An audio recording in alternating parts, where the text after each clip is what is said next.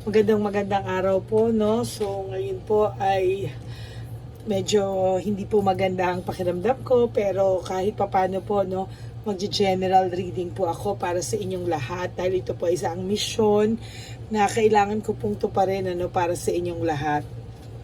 So, kailangan po nating pag kailangan nyo na po pagpasensyahan yung boses ko dahil hindi ko po kayang hindi mag-reading ngayon. Ngayon po ay araw ng Martes. Hindi ko po alam kung kailan maa-upload to. Pero kahit po late po ito na-upload, Martes pa rin po ang reading niya. Okay? So, ito na po. Simulan na po natin. Ano? Okay. Ace of Wands. So, ikaw po ito. Mami. Okay. Ace of Wands. So, tinatanong mo po sa sarili mo kung ito po bang lalaking to ay may pagsisisi man lang sa ginawa niya sa'yo, no? Opo, pero po siyang pagsisisi. No? Pero more than this po, nakikita ko po na nagmamatigas ka po ngayon or no contact po kayo. Wala kayong contact sa ngayon, pero tinitiis mo po siya. At tinitiis ka po niya at the same time, tinitiis mo rin po siya. Dahil sabi mo po sa sarili mo, ayoko na, tama na, mamahalin ko naman ang sarili ko, ganyan-ganyan, etc. Pero sa totoo lang po, sa nakikita ko po, mahal na mahal mo po tong lalaking to. At yung pagmamahal mo po sa lalaking to, ay sobra. Kaya sa totoo lang po, tinuturuan mo lang po to ng leksyon. Okay? Ayaw mo na po ba talaga? Ito po yung topic natin na magiging title. Ayaw mo na ba talaga or tinuturuan mo lang siya ng leksyon? At nawawalan ka na rin po ng pag-asa, no, kung ito po taong to ay kukontak pa sa'yo. Ito po bang taong to ay nagsisisi? Opo, nagsisisi naman po siya. Alam niyo po, nakagawa po ito sa inyo ng malaking kasalanan. Maaaring ito ay nahuli mo po. Ikaw mismo po ang nakahuli o meron pong mga nakarating sa'yo, no?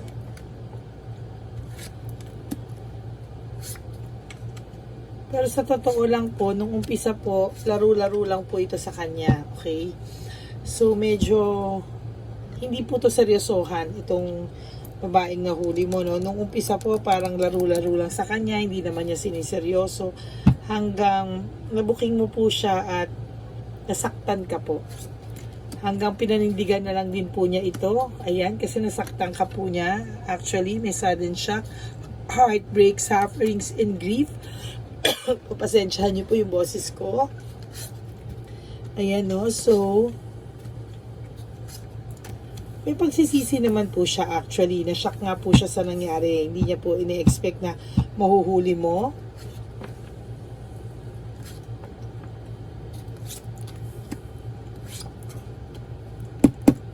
Okay. So, ito po ay medyo ma-pride po ito. Kahit po nahuli mo na to, kahit pinipitin mo po leeg nito, hindi po siya aamin. Ano? Itatanggi niya po ito. Or, magiging defensive po siya. Magiging defensive po siya. Nahuli mo na to, manggi pa. So, parang nagdadalawang isip ka, ayan mo, kasi mahal na mahal mo po ito eh. So, ang wini-wish mo, you're secretly hoping na magbago tong taong to, makonsensya, tapos magbago siya na ma-realize niya yung worth mo. Yes, may pagsisisi naman po siya, kaya lang po, hindi naman po lahat ng nanloloko ay, ay walang, konsensya. Ito pong hinuhulaan ko naman ngayon ay may konsensya naman po. Kaya lang po, pinaninindigan niya na lang po ito kasi sa totoo lang po, masyado po siyang nakampante sa'yo kasi alam niya po na mahal mo siya at hindi mo po siya kayang mawala. May nasingit pong baraha. So, carelessness. sinisisi niya po yung sarili niya ngayon, no? Sinisisi niya po yung sarili niya ngayon na parang napaka-careless niya at hindi niya inakalang mahuhuli mo siya o makakarating sa iyo yung balita o chismis na ikaw po mismo ang nakapagpatunay na ito ay totoo. Sumingit po, oh.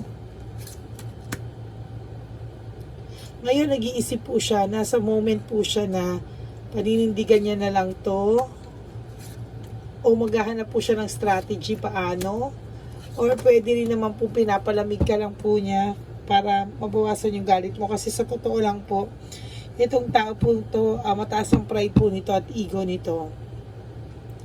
Yung iba po sa inyo pwedeng umamin, no? Pero mayabang pa po yung dating. Yung iba naman po pilipitin ng leg, hindi talaga aamin.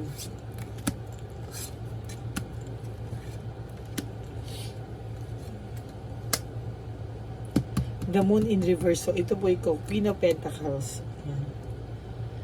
So, naging masaya naman po kayo, no?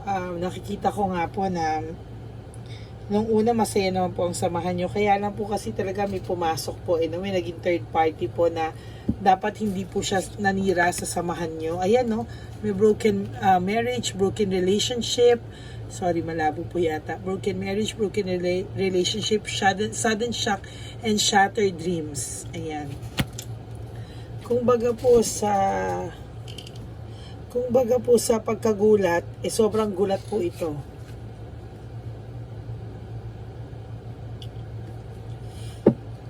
Okay.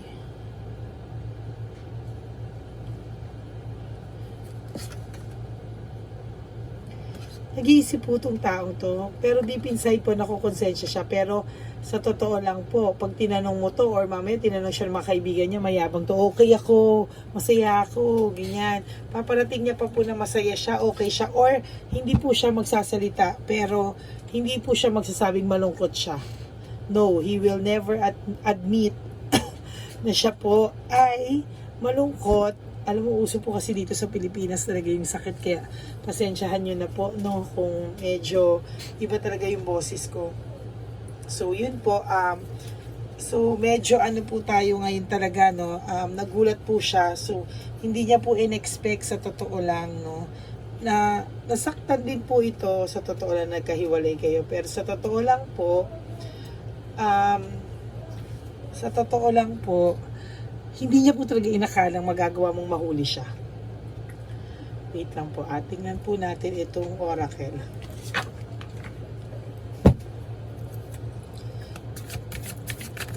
Anong pakiramdam ng tao ito ngayon?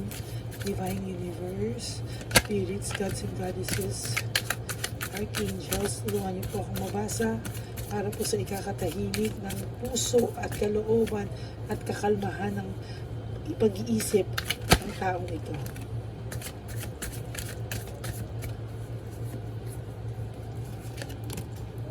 So, hindi niya po ma-express yung sarili niya. Sa totoo lang po, hindi niya po maintindihan kung anong nararamdaman niya ngayon. Pag naaalala niya po yung mga nangyari sa inyo masaya, nalulungkot po siya. Tapos, hindi niya rin po maintindihan kung bakit niya po ito nagawa sa iyo. No? So, hindi niya po maintindihan dahil okay naman po kayo. At, biglaan po, naging ganito siya. So, ni-let go ka po niya. I have to let go. I have to let you go to find myself. So, ngayon po, nasa stage siya na nag-iisip po talaga to, no? Maaaring nagugulat ka po, hindi to tatawag sa'yo, hindi to kukontak sa'yo, or matatagalan bago to kumontak sa'yo. Hinahanap niya po kasi para sa kanya too much yung nangyari. Nag-cross siya sa line mo. Parang everything is messed up, parang ganun po, no? At yung sinasabi niya po, nagsisisi, talaga may pagsisisi po siya kahit papaano, no? Nakakala niyo po ay bato to. If I could go back in time, I would handle us differently. Meaning, kung maibabalik ko lang, kung sa kanta nga po, no? Kung maibabalik ko lang, iba po yung pamamaraan niya sa pag-handle sa sitwasyon niyo, hindi niya po gagawin. Kung mababalik niya lang po, hindi niya po kayo para lokohin. At kung kakayanin niya pong maiwasan, iiwasan niya. Hindi niya po naiintindihan, I don't understand. Hindi niya po naiintindihan kung ano nangyari sa inyong dalawa. Will this ever change? No, will this ever change? Iniisip niya po yun. So, gusto niya rin po mag-reach out. Paminsan-minsan gusto niya pong kumontak sa'yo or gusto niyang mag-try, no? Gusto niyang mag-try na kausapin ka or paano kayo magkakayos. Pero sa totoo lang po, natatakot po siya sa rejection kasi alam niya po nasaktan ka niya big time. So, he's scared of rejection. He or she, takot po siya sa rejection. Parang hindi niya po kayang lumapit sa'yo as of this moment. It's either blinak mo siya or siya po mismo sa wala po siyang mukhang ihaharap sa'yo. Pero mayabang po to kahit paano. Kasi mayabang po siya eh. Oh. So sobrang yabang niya po. Hindi niya makuhang magpakumbaba. Pero why do I feel this way? Meaning, gano'n na nga po yung nararamdaman niya na namimiss ka din niya, na nagsisisi siya, pero pinanindigan na lang po niya to. Tapos po, pilit po siyang nagmo-move on, pero kahit meron pong times na kung nafe-feel nyo na aligaga kayo, nafe-feel nyo na hindi kayo okay or bigla kayong maiiyak because pumapasok po kayo sa isipan nitong taong to. Will you leave me like the others? Parang iniisip niyo po na kung tuluyan mo na talaga siyang iiwanan o kung pagtas ng lahat na to at hindi mag-work, mapapatawad mo pa ba siya? So there was a time talaga na sobrang in love talaga kayo sa isa't isa. Kayo lang po talaga. So ngayon po I need to hold back my true feelings for you kasi sa totoo lang nilalabanan niyo po, no, kasi ayaw niya po na parang ayaw niya po talaga ng bumaba sa level po talaga ng pagmamakaawa. Hindi po siya ganun.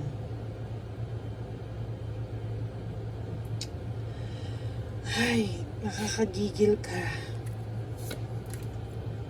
The passion I feel is overwhelming. I don't know how to handle this. So, alam niyo po, pag itong taong to, nagkaroon kayo ng iba, hindi niya po kakayanin.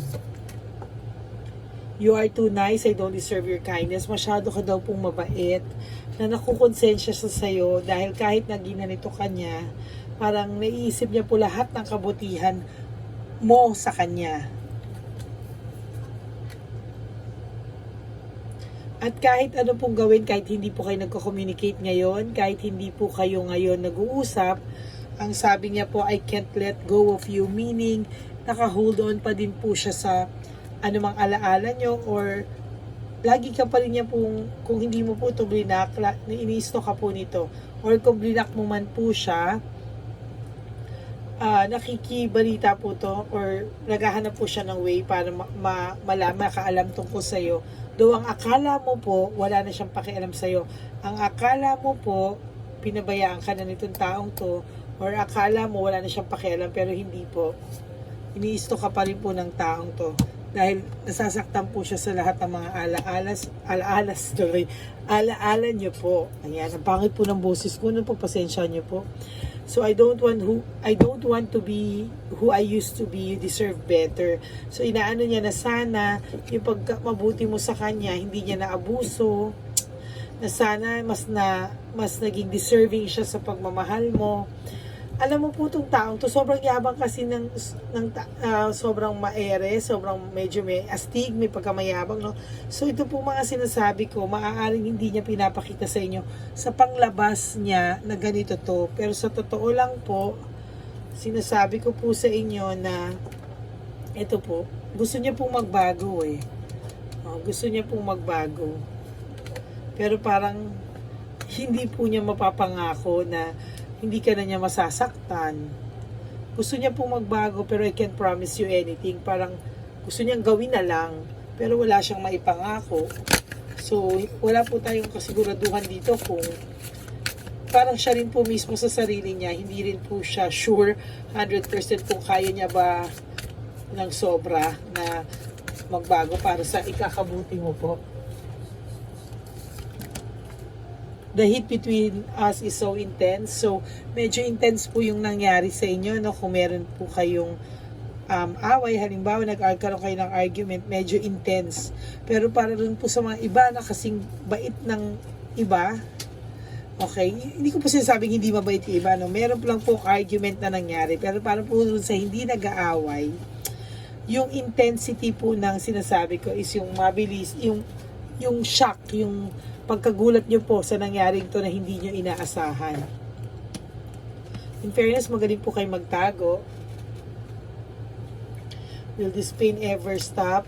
What is the truth? Gusto mo pong malaman kung hanggang saan na yung level ng nila or hanggang saan yung ano talaga yung totoong nangyari, di ba? Parang gusto mo na malaman kung ano pero hindi po talaga aamin to. Hindi mo po siya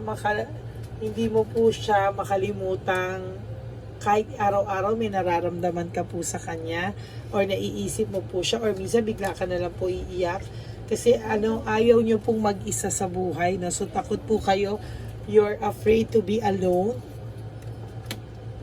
Yan po ang pinaka number 1 na na-hurt kayo, yung ginawa niyang masakit at ayaw nyo rin po mag-isa. Nagtataka nga po siya ba't niyo siya minahali. O katakataka naman kasi talaga, nakakainis ka lalaki ka. I don't know who I am anymore. Parang iniisip niya po na ganito ba talaga ako kasama. Parang nasaktan ko yung taong to pero hindi pa rin po siya makapag-sorry. Alam mo, gusto mo lang din naman po yung kung ano-ano man, kung hindi man talaga kayo yung humingi naman siya sa'yo ng tawad. Diba? Humingi naman siya sa'yo ng tawad.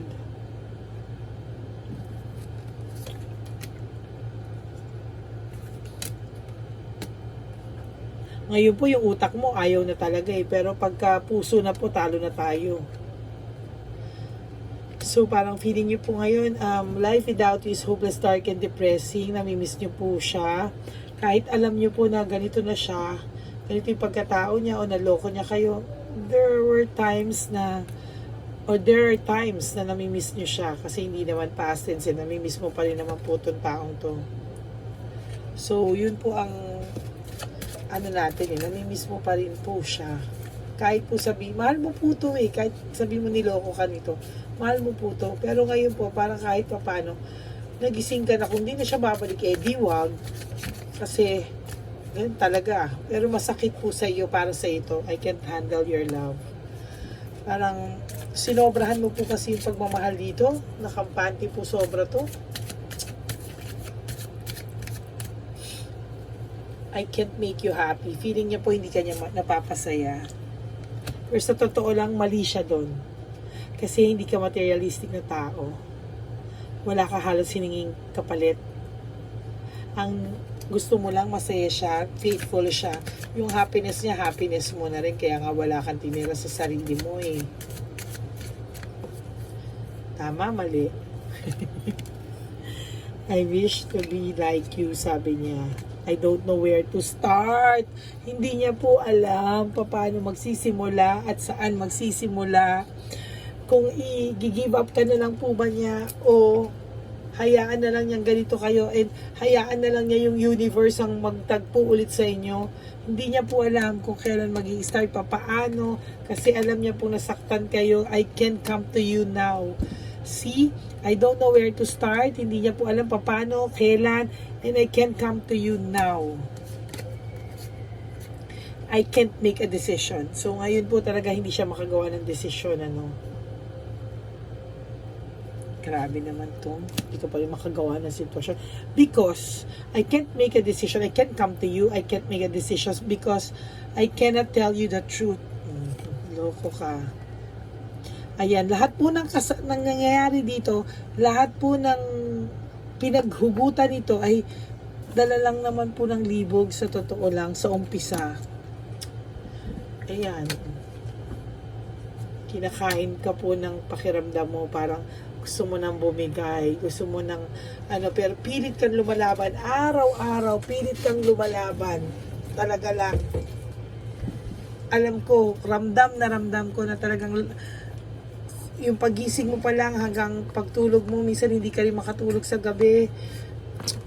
Ay, nagigigil ako dito sa taong to. No one understands me but you. So ngayon, naiisip niya na wala ibang tao nakakilala sa kanya, na nagmahal sa kanya na, at nakakaintindi sa kanya. Pero ikaw, ba't mo niloko tong subscriber naming nanonood ngayon? Ang gigigil ako. So this love is crazy. Feeling niya po kasi parang sumobra din po yung pagmamahal mo. Parang feeling niya nasasakal na rin siya. Emotions overwhelm me. Parang minsan nape-pressure din po siya kasi daw sinagot niya po ako.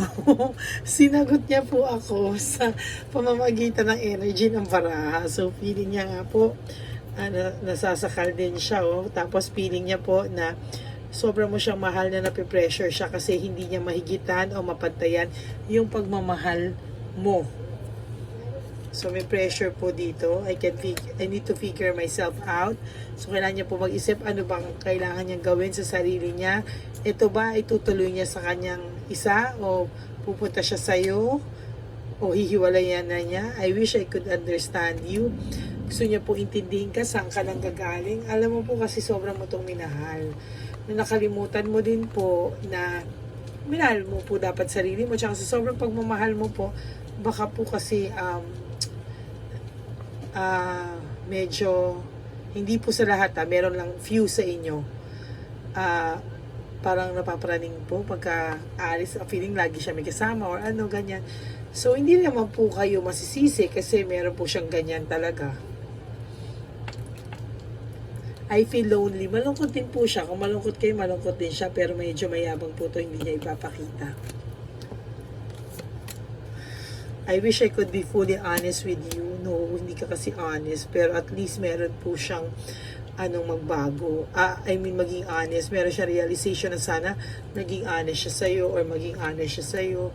You are so different from everyone around me. So nakukumpara niya po yung pag-aalagang ginawa mo. Alam mo, nalulungkot po ako pag nakakita ko ng mga ganito. No? Parang kung kailan kayo nawala, tsaka pa lang sila kung kailan kayo nawala, tsaka pa lang nila maiisip yung worth nyo. So for those of you na ganito po, no, pahirapan nyo po. Kung gusto nyo pong ayaw nyo na, mas maganda. Pero kung sa mga taong tulad nyo na mahal nyo pa, pahirapan nyo po. Tiisin nyo po, pakita nyo na para magtanda, okay? Para pagtanda po, hindi yung isang lapit lang po sa inyo naku, kilig na po, hindi po ganun ang buhay. Hindi po talaga. So, maaaring blinak ka pa rin niya o siya pa yung nag-block sa'yo. Tapos, ikaw naman po, bablock mo para, kunwari, makita niyang blinak mo siya. Pero, i-unblock mo din po. Block, unblock. Block, unblock ka po. I was hurt by you. Sobrang sakit ka po. Yan. Siya po, my life is a mess right now. Yan pong sinasabi niya. Yung buhay niya ngayon, walang direksyon. Kasalanan mo yan. Pag umiiyak ka po sa gabi minsan, nararamdaman niya po yung energy mo. Para ikaw pa po sinisisi niya na nagawa niya po yung mga bagay na to. Hello, wow. The passion is too much. What do you see in me? Lumabas ka na. Feeling niya po kasi madrama ka. Parang ang dami mo pong drama sa buhay. Dami mong issues. For some of you, ganon. Pero most of yung iba sa inyo, sasabihin nyo, mabait naman ako, okay naman ako, ba't niya ako ginanito? Pero may reasons po siya Hindi naman po natin pwede sa kanya lahat lang isisi. Pero may nakikita rin po ako talaga dito na minsan sa sobrang pagmamahal niyo po, baka yung iba talaga nasasakal din.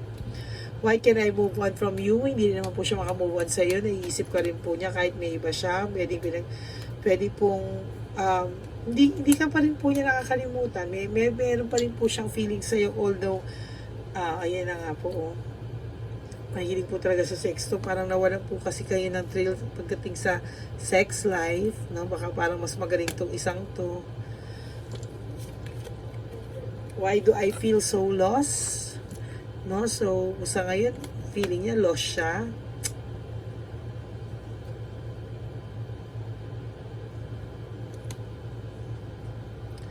Opo, totoo po. Hindi ka po niya niloloko pag sinasabi niya na malungkot siya. Yung sa iba po sa inyo, it hurts so much. I know, mga kapatid, nasaktan ka talaga dito, no? So, nagsisisi naman po siya, may pagsisisi siya, no? And,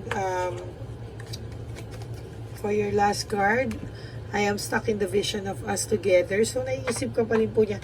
Naiisip na stuck po siya doon sa mga memories nyo. No, so, hindi po rin po siya hindi rin po siya totally okay. Tulad ng pinapakita niya po sa inyo, no? Or pwedeng nababalitaan niyo po, no? Hindi po lahat ng nakikita niyo sa pictures totoo. Minsan po nakikita nyo na masaya, hindi po yon. Lalo na po pag lalaki po ang babae po kayo at lalaki po, naku, hindi nyo po halos makikitaan to ng iba po ang lalaki, hindi katulad ng babae, iyak-iyak po yan, malalaman nyo, pero ang lalaki po talaga matigas, sobrang tigas, lalo na po tong person nyo medyo ma-pride. Yun, though may pagmamahal naman po ako nakita, minahal naman po niya kayo. Ay, nakakati talaga yung lalamunan ko. Pasensya na po kayo. Masama po talaga yung pakiramdam ko. Ayun po. So, ito po yung reading nyo for today. We'll try to do a lot of readings, free readings for all of you. Kahit masama po pakiramdam ko, tatayo po ako para magbigay ng free readings sa inyong lahat. Okay? And I'll make sure po na mabibigyan ko kayo ng free readings kahit po holidays.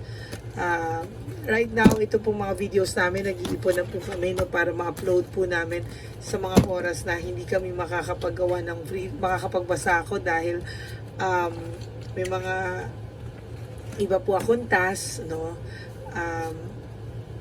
May work din po kasi ako, so pag work ko po talagang focus din po ako sa work ko.